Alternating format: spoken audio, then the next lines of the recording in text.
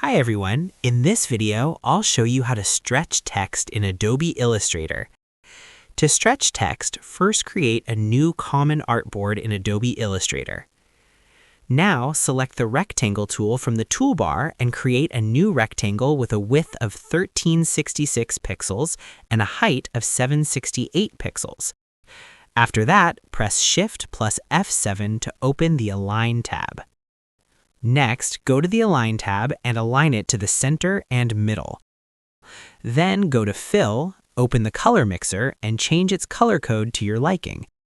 In my case, I will change it to E74D4F and press Enter.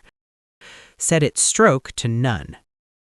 Now press Ctrl plus 2 to lock the selection. Now select the Type tool from the toolbar and type your desired text.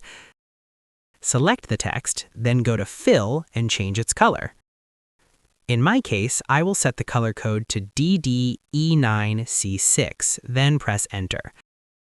Click on the Font option and change its font to the bold font. The link to this font will be given in the description. Now set the font size to 200 points. Take the Direct Selection tool from the toolbar and select the text.